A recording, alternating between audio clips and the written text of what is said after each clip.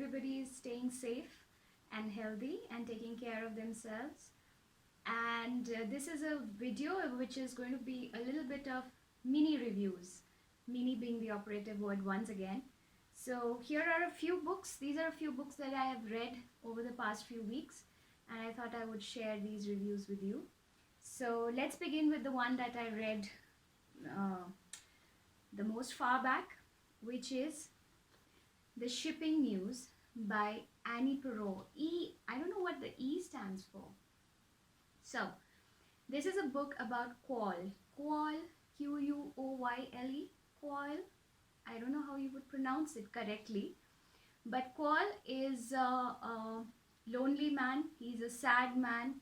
And even though he's hulking and very huge looking person, he's supposedly this gentle giant. And he's been trodden on by everybody that he has ever loved in his life, right from his parents to his siblings to friends, and then eventually by his wife, and it seems that by his little kids also. And then the story goes from there about him finding his, how should I say, true place in the world. So this book is slow. It really takes time to build up. It took me 100 pages to get into it, and that was only because it was a book club read. Otherwise I would definitely have just, left it there. But once you get to page 100, you start going with the flow of things, and you start understanding, the author's very clunky style of writing. I think it's more clunky in the beginning, and then later on it gets a little more, how should I say, traditional, in the sense that sentences are longer than 5 words. But in the beginning it seems very, very abrupt and very, very difficult to get into. But because of that style of writing, you find that in one short paragraph the author gives you so much information, and you read it quickly, and then you realize, oh, she's told us so much in just this one paragraph. He's sort of, how should I, let me explain, say, hive-spangled, gut-roaring with gas and cramp, he survived childhood. At the State University, hand clapped over his chin, he camouflaged torment with smiles and silence, stumbled through his 20s and into his 30s, learning to separate his feelings from his life, counting on nothing. He ate prodigiously, liked a ham knuckle, buttered spuds. So, see, she has literally given you his, from his childhood to his 30s, his entire, how should I say, schooling, and the part of when he's working and everything. And just given you this thing that about, what he likes also. And this is how the sentences go. And eventually, he moves to Newfoundland, and there is a movie also with Kevin Spacey playing the part of Quoyle, and I think it was completely wrong, because Kevin Spacey is nothing like the character that the author has described. And I think the physicality of the character is also very important in this book, and somehow Kevin Spacey has this too much of an oomph factor. He is gorgeous, and Quoyle is not. Quoyle is not somebody who would make you feel comfortable, or you would look at him and feel jittery. But anyway, I think this is definitely a book that you should read for the style of writing, for her descriptions of the land, and just for a bit of brain exercise, I would say. But give it time, definitely give it time. Okay, next we have, yes, Fireside Gothic by Andrew Taylor.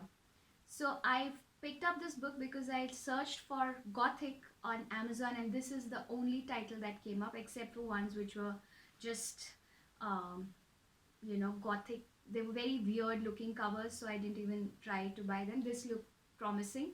So these are just 3 short stories, and I would call them more, instead of Gothic, more atmospheric, very old England kind of things.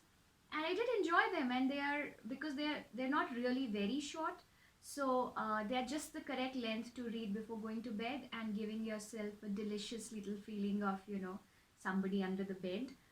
But yes, I thought I enjoyed this book, and I've never heard of this author, never read anything else by him.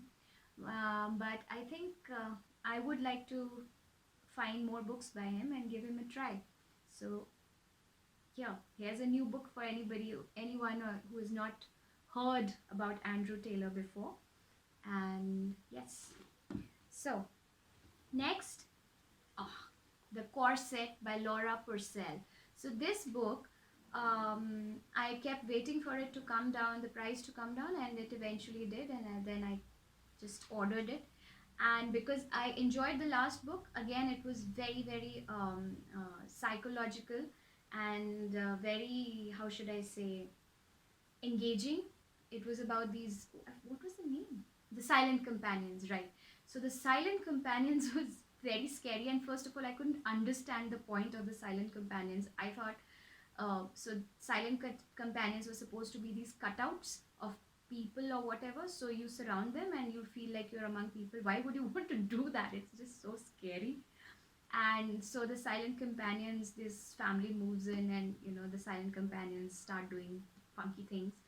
So anyway, but that is about the other book. And so then I read The Corset. The Corset is more along the lines of, how should I say, I think another book, it reminds me of, why does it remind me sort of Elias Grace by Margaret Atwood? I don't know why it does, but sort of, so there is this girl called Dorothea, how would you pronounce Dorothy? I would say Dorothy, but it's written Dorothea Truelove.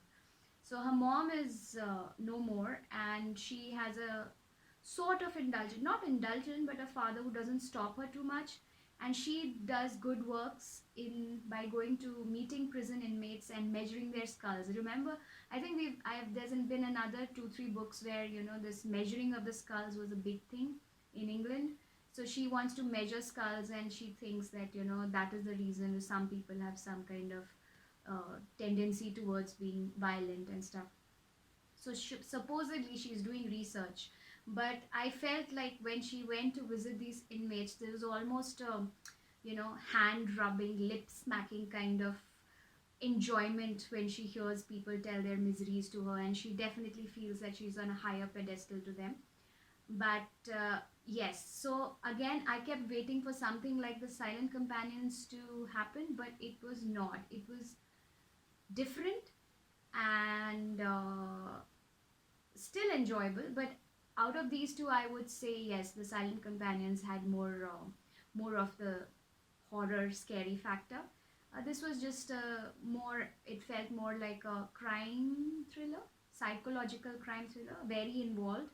But yes, and definitely atmospheric. When you're reading Laura Purcell, you definitely feel surrounded by that atmosphere of sadness and all kind of emotions, turbulent emotions.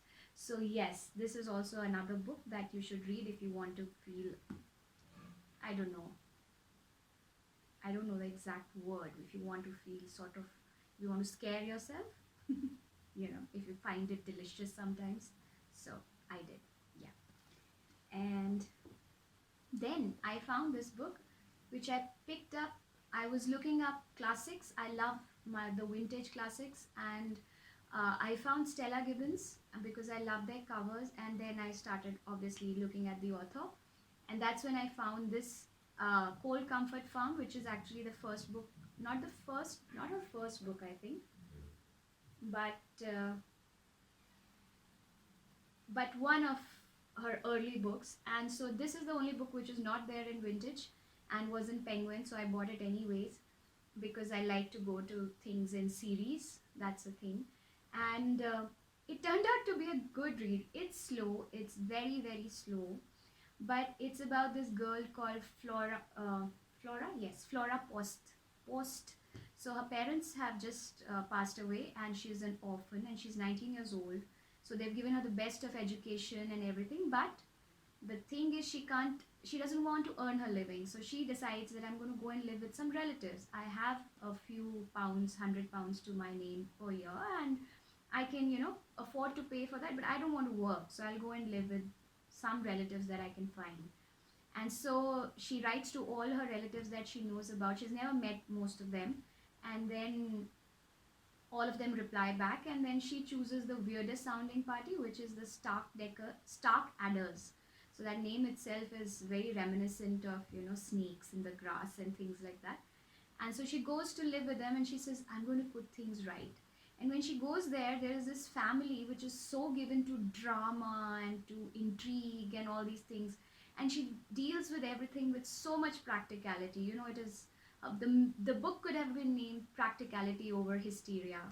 And in these kind of times, where there is definitely an hysteria, and maybe rightly so, but reading something like this, which tells you to be practical in the face of too much emotion, I think I enjoyed that outlook, and I enjoyed her practical decision. I mean, there's this part where there's a whole family gathering, and she asks someone that, why is that lady, sopping wet?